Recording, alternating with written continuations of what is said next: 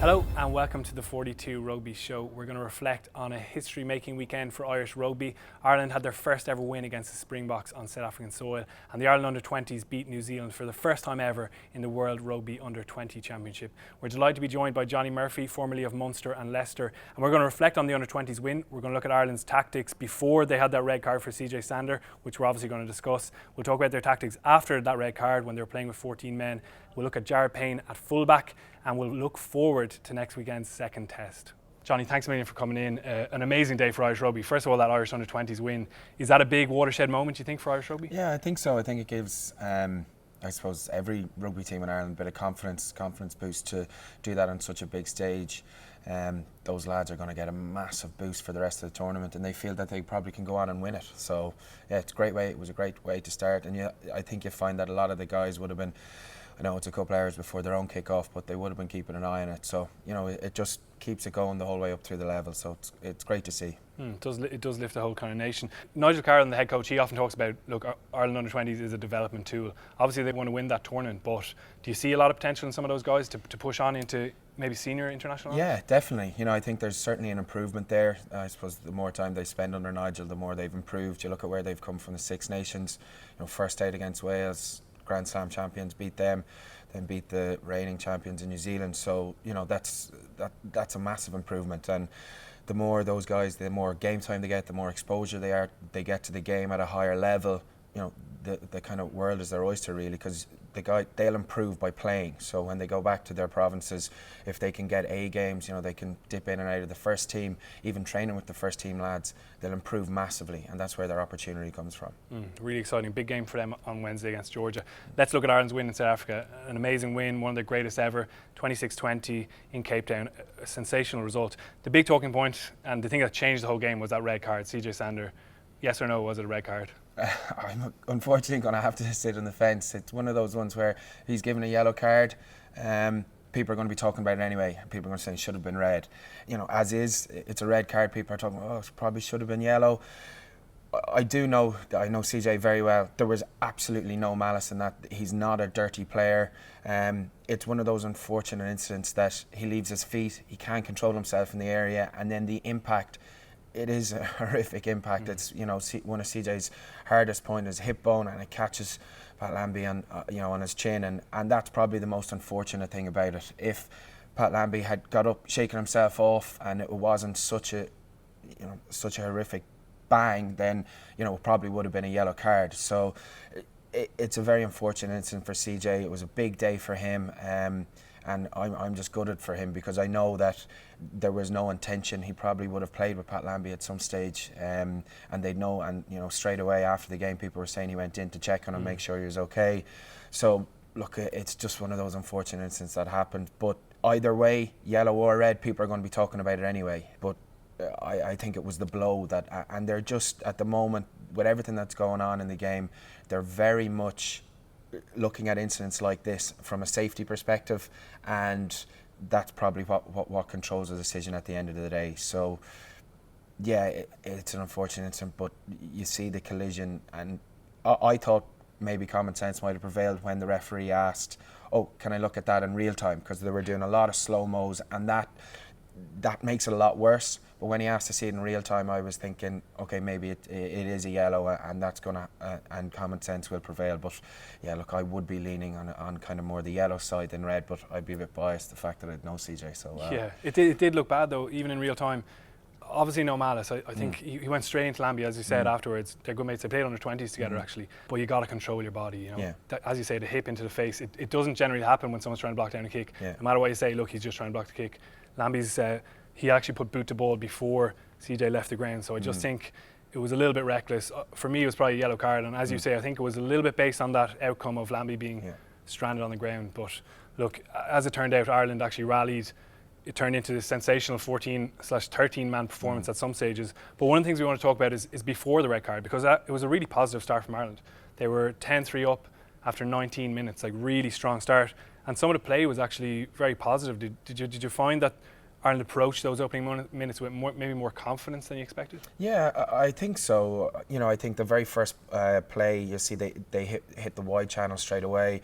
They run a nice little tunnel, and then Robbie Henshaw gets the ball and he throws a long ball out and tries to give Andrew Trimble a one-on-one on the edge. Which is great to see, because that's why I think Robbie needs to add for Ireland is we haven't seen him do that, especially now when he's in the 13 shirt. He's been a bit of a creator because he's been a Bosch merchant, hasn't he? Understandably so, because he's such a strong carrier, but great to see that, I think. Yeah, and I think playing a ball player at 12, that'd be one thing I'd be a big fan of. With guys that I've played with through my career, Darrell Gibson, Aaron Major, they add a massive difference when they play when you play a ball player at 12. They see things and they help out the 10 a lot. So you have a second set of hands, very much, which can lend itself to playing like that. So it takes the pressure off a bit as well, and it means that you can get the ball to Robbie in those wider channels, because he is a good distributor. It's just about giving the opportunity to do it at 13. And yesterday was a good step forward for Ireland in that way, and a very positive start, as you said. And that incident probably just had to bring them back into their shell a bit, which then they went a bit more off 9, a bit more kicking, but that's just the way the game fell, unfortunately. Yeah, I think it'll be interesting to see if they keep 15 men next weekend, how the game plan actually evolves. You mentioned that ball playing 12. Luke Marshall also gives you a second kicking option at 12, and I thought that was really interesting for the first try. He was the assist with a gorgeous grubber for Jared Payne. We have the situation set up here, and Marshall had a few more kicks as well. Really, really positive performance from him, I thought, on his return to Test rugby. But we have the situation set up here for that try. And I thought the interesting thing was probably that there was no sweeper in behind. So Luke Marshall sees all this space in behind. And generally, would there be someone in behind kind of covering that space? Or what worked there with the South Africans? What happened was, you see here at this ruck, they actually go around the corner once more, and the 9 and the South African 9 and winger are together here on the edge. The 9 ends up making the tackle. He's stuck at the bottom of the ruck. Then the winger should realise, oh, okay, there's no sweeper in behind, because that's the 9's role. So that's a left wing. That's a left wing coming across, and he doesn't realise that, which leaves all that space there. They come off, they hit the middle then, and it's quick ball there, goes straight to Luke Marshall, and he ends up putting the grubber through. But that job in behind, especially in this area of the park where you want to get some line speed, come off the line, put them under pressure, that means then that the 9's big job with the back 3 together is trying to marshal all this kick space in behind. They had no one there. 15 was over here closing the gate, and that's where the space came from. Yeah, interesting that also that Ireland actually had good width on that. We've spoken about, in the past, we've spoken about them being very narrow, but yet Earl's out here. Payne actually starts in a wide position and then comes narrow once it realises the kick's on. But just in that sense, it was 2 really good carries. I think it was Stander and then Henderson, the 2 primary carriers. Yeah. Where exactly, like if the 9 was in the line, is he lining up with the ball, or where does he actually work from? Is he in behind here and then sweeping, or does he start? No, I mean, generally, first of all, he'll look at the ruck to see if he needs to plug, like he did the time when CJ carried around the corner. He actually came in here to plug a hole. Okay. He ended up making the tackle. But then then he should be in a situation where he's in here. If there's no one there, then he just moves, follow the ball in behind, so he can be the first to the ball.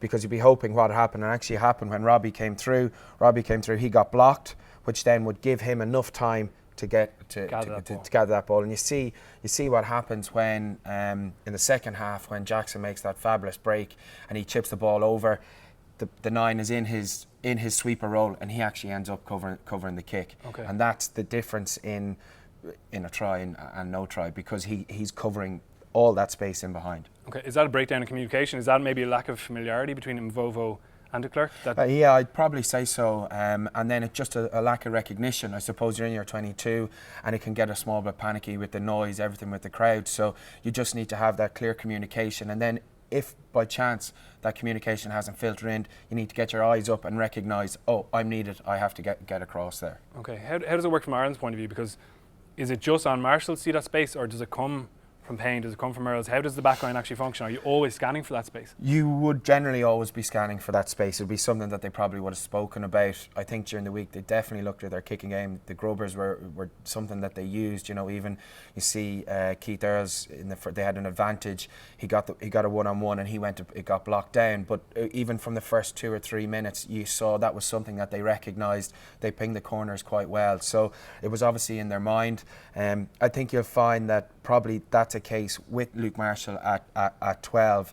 I think that's probably his ability as a former 10 to see that space. And then you have someone like Jared outside him who is, you know, an incredibly good scanner, and that's probably what lends himself. It's a quick call, you react and everyone runs through. Because you'll find that, as you said, Payne was out here, Robbie was here, but when it was called, you see there's a big shift in their line, so they actually all called. So there was a definite call. It wasn't just, oh, I'll put it there and hopefully someone will make it. It was a reaction to where the space was. Yeah, gorgeous kick from Marcel. Really good composure, I thought. He was composed throughout. He looks like a more mature player, but a really positive start from Ireland.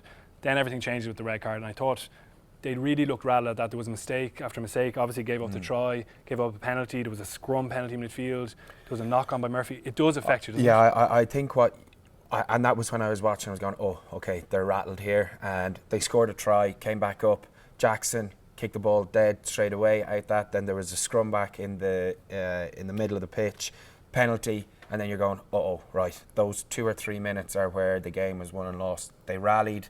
I think their scramble defence all day was incredible. And that period when, after the try, when Robbie got sin-binned, they all just rallied and they worked for each other.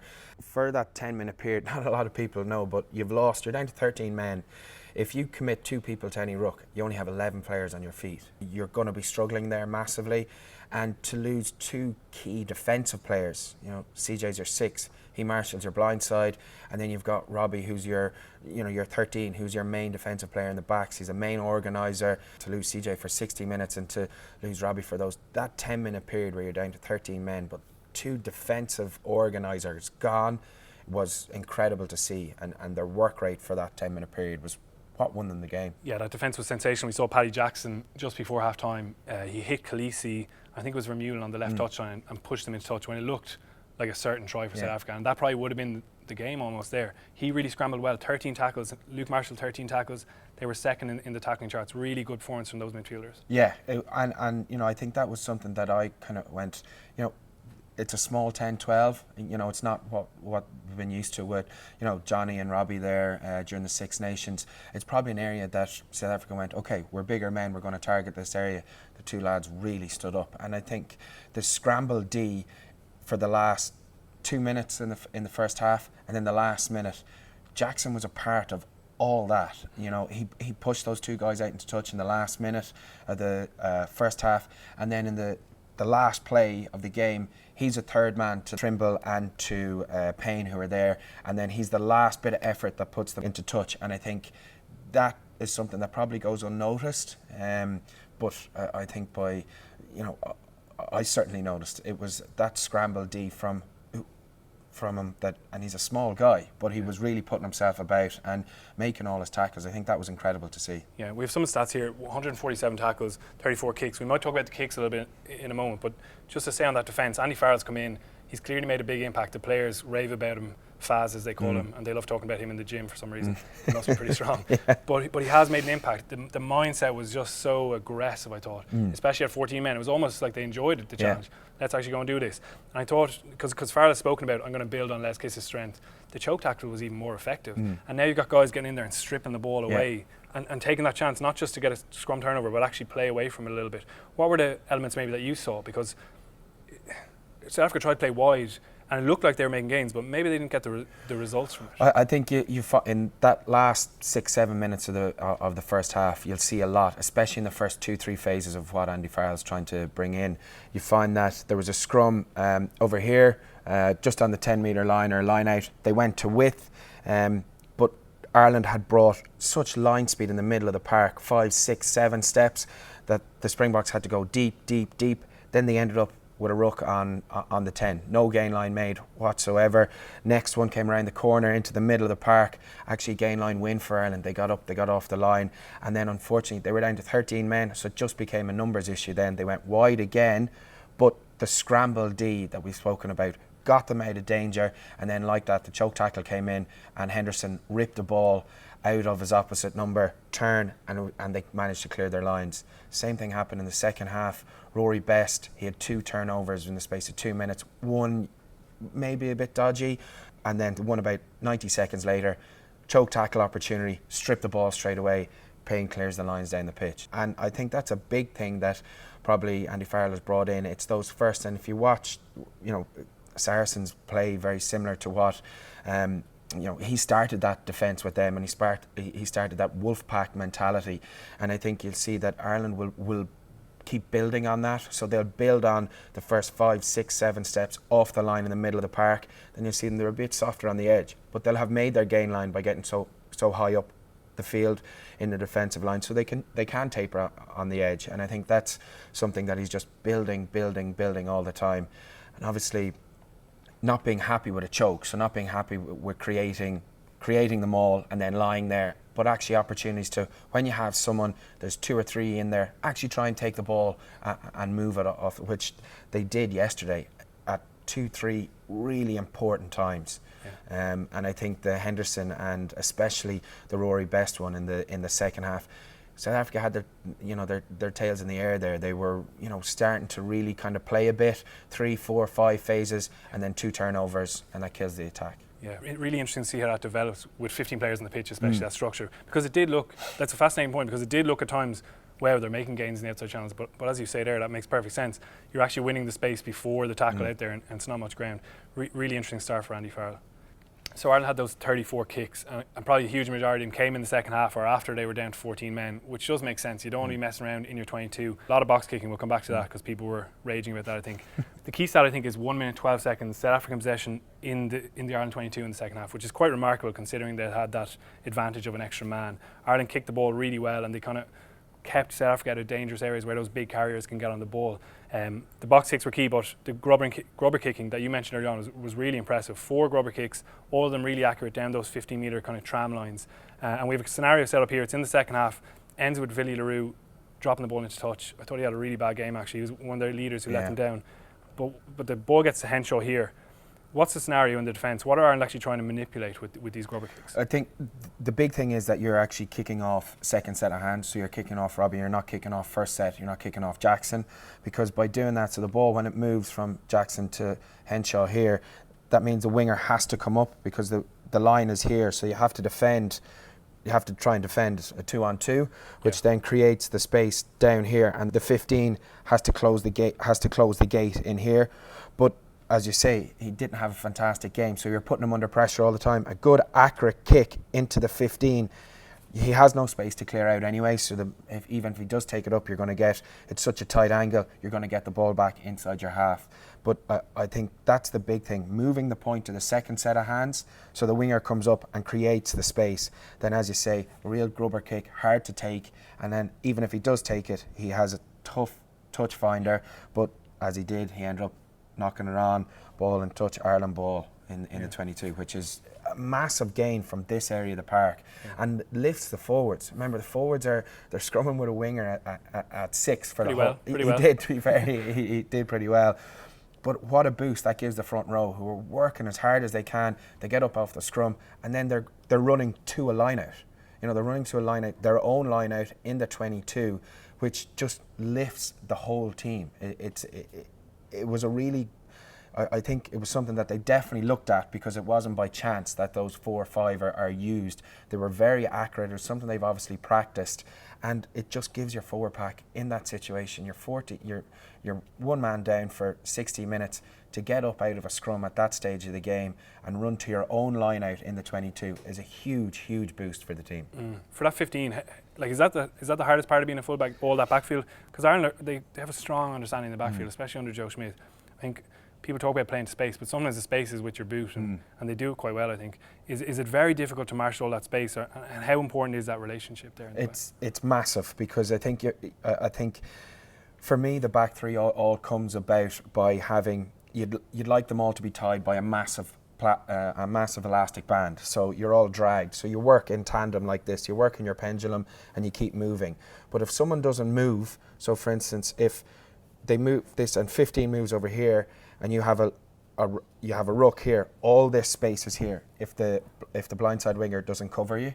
So, and it works everywhere. One guy clicks out, like in the for the try in the first half, we spoke about the 9 not filling his role. One guy clicks out, there's space there, and that's what filling the field means, that there is space, and that was something that a lot of coaches I had, Rob Penny especially, was that by filling the field, there is space. Now you just have to find it and decide whether you run, you kick, or you pass there. Yeah. So I think that's something, and the back three is so important in that, because one guy drops out of the pendulum, and then there's just not enough. There's just too much space for one guy to cover, and I think Ireland exploited that very well yesterday. But then in their own back three, you see that out of most scrums, Trimble gets up, and then he has to leg it back to his own position to fulfil that role in the back three. And I think you find that the kicking that went on by South Africa was always covered, be it Jackson back there, Payne. Not a whole lot of their kicks landed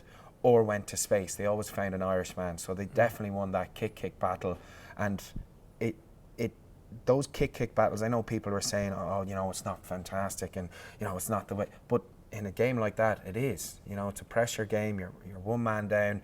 Winning the kick battle can win you a game. Yeah, you mentioned that South African kicking, and that definitely relates into that stat. Like, they just couldn't get the territory they needed to actually grab hold of the game, and Ireland managed it really well. Like, I had a lot of tweets from people saying, why does Conor Murray keep kicking the ball with a box kick late in the game? He's not even kicking for distance. That goes back to actually that pressure back on South Africa, though. Is that the thinking behind those box kicks? Yeah, I think it's just it's relieving pressure, but also creating pressure in what Ireland obviously thought was a weak South African back three. But if you give them space, then yes, they can cut you open. They're all fantastic open field runners, but you put them under pressure and they're not fantastic in the high ball. And I think that's something they targeted, and they won that battle. In a game like yesterday, you're a man down for 60 minutes. It's about playing in the correct areas. So people can say, oh yeah, look, they're not playing free flowing rugby or that, but it's about turning what you have and using what you have to your advantage. Winning the kick battle is what essentially won them game along with their defence. So I think it's important that people just realise that was just the way the game fell, and they had to play that way. Conor's kicks yesterday were a bit shorter, but the majority of them were all contestable. Yeah. And I think that was a big help and a big push to why Ireland won the game in the end. Really interesting in the backfield as well that Jared Payne was positioned at 15. People have been calling for this for a long time. They finally get what they want. Joe Schmidt puts him at 15, probably through injury and forced changes, but his stats were really impressive. 77 run meters, the 4 offloads, I thought, and some exceptional efforts. We'll maybe touch on that a bit more. 3 defenders beaten. He was also good at kind of controlling that position, as you talked about. He had that big hit in the corner in the final minute. Really impressive performance. I know you're a fan. Is that maybe a sign of what Ireland can do now with him at 15? I think so. As I say, I'm a big fan of Jared Payne. I think he just glides, and what he has this ability at 15, especially with the space that you get at 15 to attack, is he sits defenders down, puts them on their heels for just that split second, which then creates the doubt of the outside man. So if you're defending together, Payne has the ball here, he just has a tiny little step in, which will sit the defender down, so then he can get to the outside and then creates the doubt here for the winger to turn his shoulders. And like you saw yesterday, those 4 offloads came from the outside man turning their shoulders, him getting his hands free, and then that Sonny Bill style offload twice down the right, wasn't it? And Trimble got the line breaks from it. He's probably one of the players who has that. It's not a natural instinct, but he's got that trained instinct for an offload, and it was great to see him given that freedom to do it. And it looked like he had a license to say. Joe said to him, "Look, go and create. That's what you do at 15." It's really positive to see that. I think it's a really exciting element of Ireland's play. And I think that he'll find also defensively, he's a fantastic communicator. Anyone I spoke to about him, and that's why he's such a good defensive player at 13, because he communicates so well. And I think people probably underestimate the chat and the talk that a 15 can give in that pendulum situation and in the backfield. Just controlling, continually talking to your winger, saying, "Oh, I have last, I've got this, I've got the kick, I've got," and those. That just breeds confidence to the whole team, especially in the front line. If you hear someone out the back talking very, very correctly, calmly, and very clear, it just gives you that confidence that, okay, I can go forward, I can go off the line here. And I think that's a big thing that Payne adds to the team in terms of just his general communication both in attack and defence. It was interesting that it happened without Sean O'Brien, without Johnny Sexton, and in particular Johnny Sexton at half, who is such an overbearing, important figure for Ireland, brilliant player obviously, but was there maybe a sense that other guys are now getting the chance to step up, that without Sexton there's maybe more leaders across the board, there's not just one guy that they pass to a first receiver every time? I think so, and I think it comes down to Jackson and Marshall having played with Ulster for so long together, and they know each other so well, so they don't even probably have to talk. Things just happen for them because they know that Jackson's going to be here, Marshall's going to be here, and you have that second distributor at 12, which takes a small bit of pressure off Paddy. It means that okay, I can just catch, stand and deliver, and give Marshall the ball, see what he can do. But also for that break that he had, we spoke about earlier on, gives him the chance to be a threat at the line. Two forwards beside each other. Yeah, okay, give me the ball. I'm going to take that on. And I think that was what, for me, I was extremely impressed by that. He controlled the game and his defensive effort was amazing. But sometimes when you feel that you haven't got enough opportunity, which I'm sure Paddy has felt, he's kind of, ebbed and flowed in terms of Ireland opportunities, where, I think has a chip on his shoulder and he wanted to prove that he could do it. What better place to do it down in South Africa against men that are physically way bigger than him? So he really stood up for me yesterday. So Ireland have their first ever win on South African soil. Amazing history, but I think their mindset is going to be looking forward to a series win, which they probably always have targeted. I think I was surprised, to be honest, by the Boks. I felt they were very poor. I expected a lot more.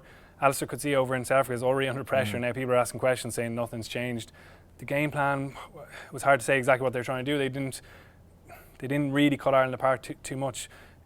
Is the series there for Ireland? Is this a real opportunity now for Ireland to go and claim?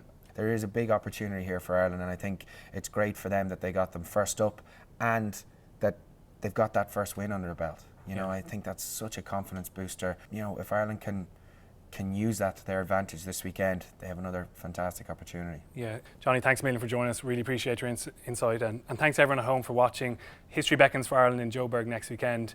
Don't forget to subscribe on YouTube, and we'll catch you next week.